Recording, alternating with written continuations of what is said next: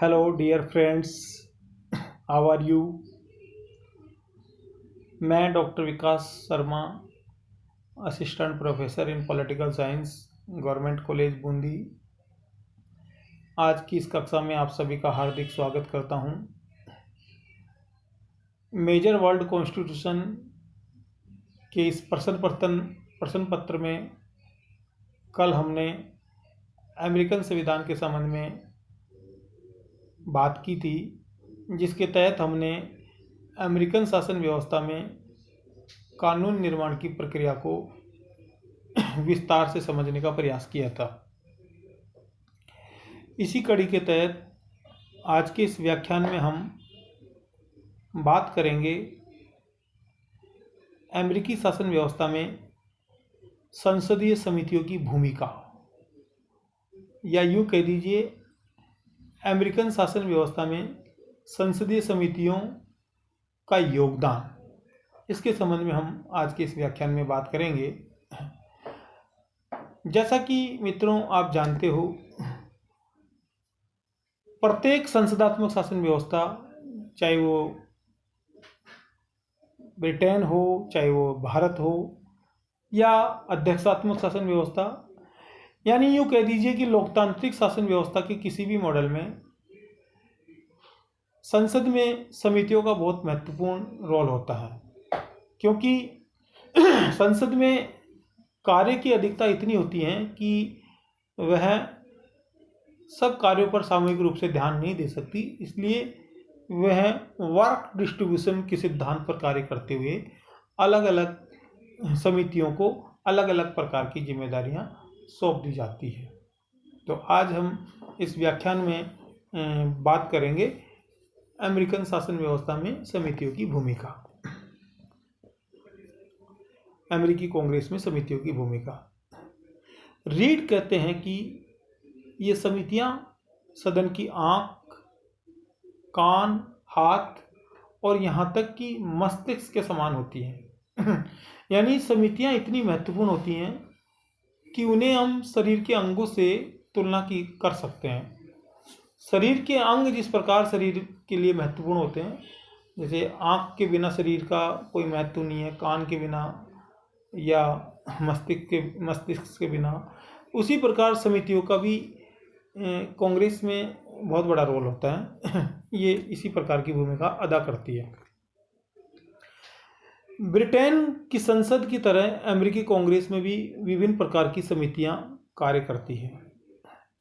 America में समिति व्यवस्था के प्रचलन का प्रमुख कारण व्यवस्थापन कार्य में वृद्धि और कांग्रेस के पास समय का अभाव है। अच्छा, बात आती है कि अमेरिकन शासन व्यवस्था में ये समितियों की भूमिका यकायक इतनी कैसे बढ़ गई। तो इसका एक सीधा सा उत्तर यह है कि पिछले कुछ वर्षों में, या यूँ कह दीजिए कि द्वितीय विश्व युद्ध के बाद से अमेरिकन शासन व्यवस्था में कांग्रेस के पास इतना कार्य बढ़ गया व्यवस्थापन संबंधी कि वह अपने कार्य को करने से ही उन फुर्सत में नहीं रहती, तो फिर अन्य कार्य कैसे होंगे। महत्वपूर्ण कार्य करने में ही उसको फुर्सत नहीं मिलती, तो अन्य कार्य कैसे होंगे। तो एक तो व्यवस्थापन संबंधी कार्यों का बढ़ना, दूसरा कांग्रेस के पास उन कामों को करने के लिए समय का अभाव।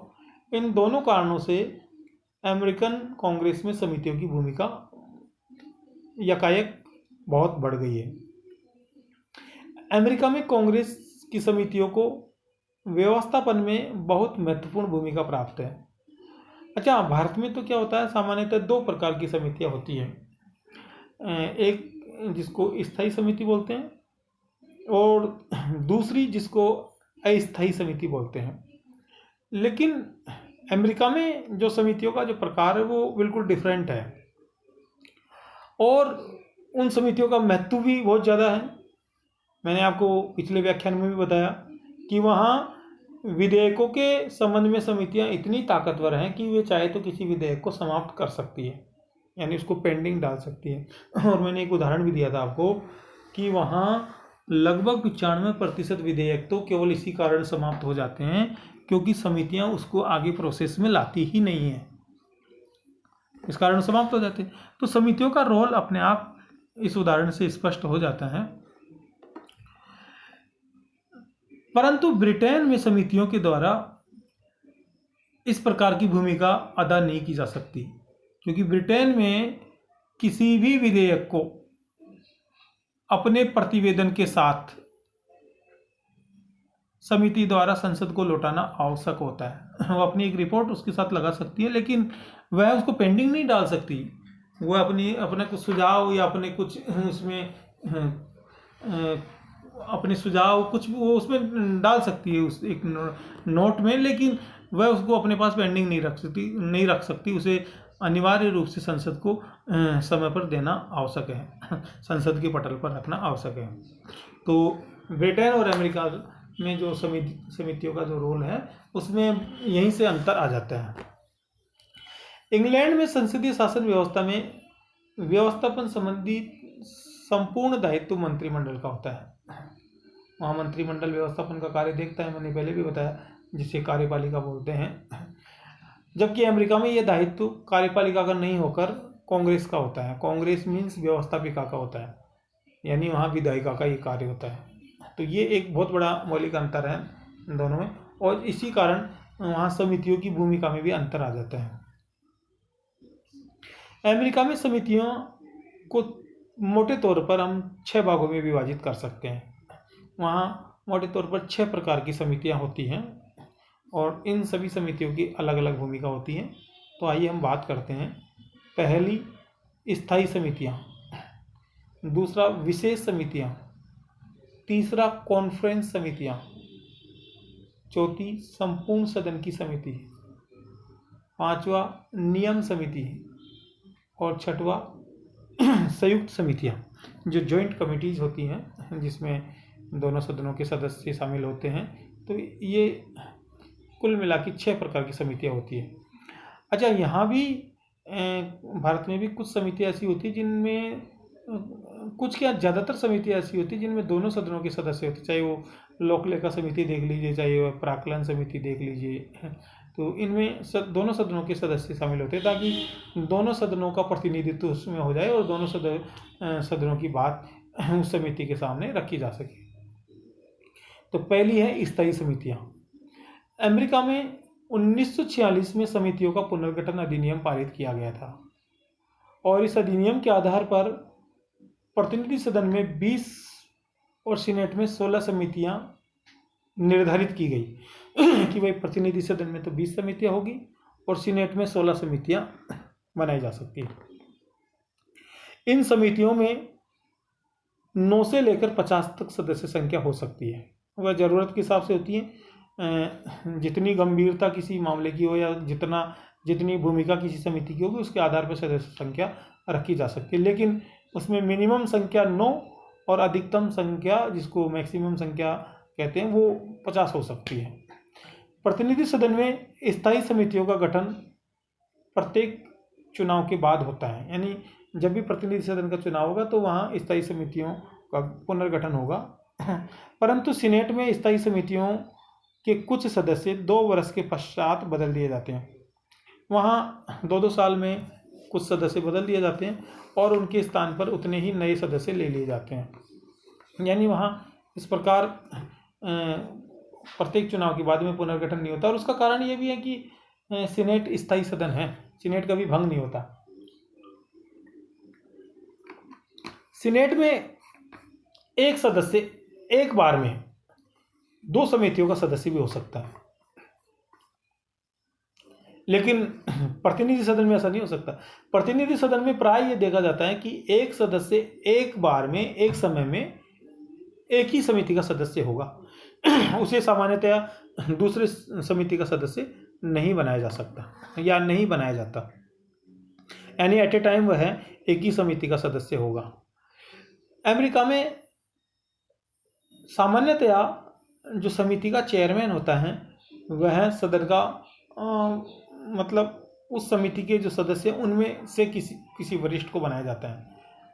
यानी जैसे मान लो किसी समिति में 15 सदस्य, तो उनमें सामान्यतः ये प्रक्रिया है कि जो वरिष्ठ है उसे उसका चेयरमैन बना दिया जाता है और ये सही भी है उस व्यक्ति के सम्मान की दृष्टि से, और एक अच्छी परंपरा है।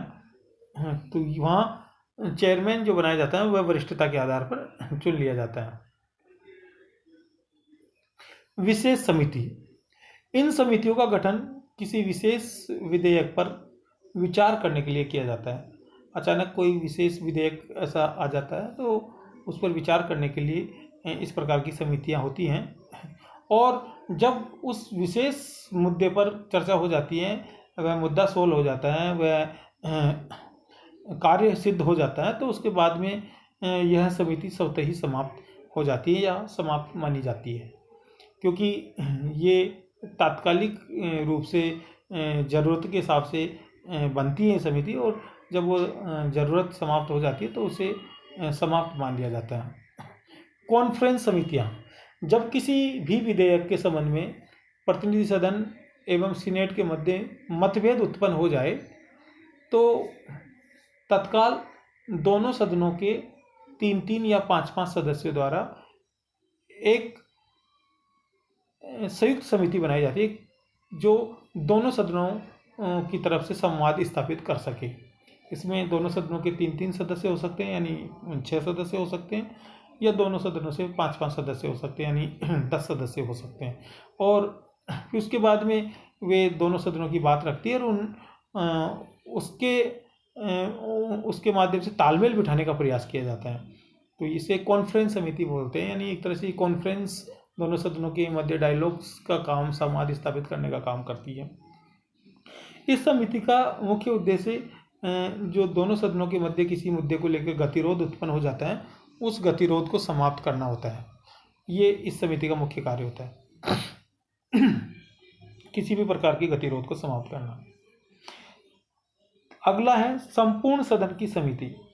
यह समिति सदन के सब सदस्यों की होती है, यानी संपूर्ण, इसके नाम से स्पष्ट हो रहा है कि संपूर्ण सदन की समिति, यानी संपूर्ण सदन की मतलब है कि दोनों सदनों के सारे सदस्य इसमें शामिल माने जाते हैं, जिसकी सदस्य संख्या भी आप जान सकते हो कि जैसा कि 435 + 3 जो कोलंबिया प्रांत के सदस्य हैं, ये तो प्रतिनिधि सदन के हो गए, यानी 438 सदस्य, तो और 100 सदस्य सीनेट के, यानी कुल 538 सदस्य इसमें शामिल होते हैं।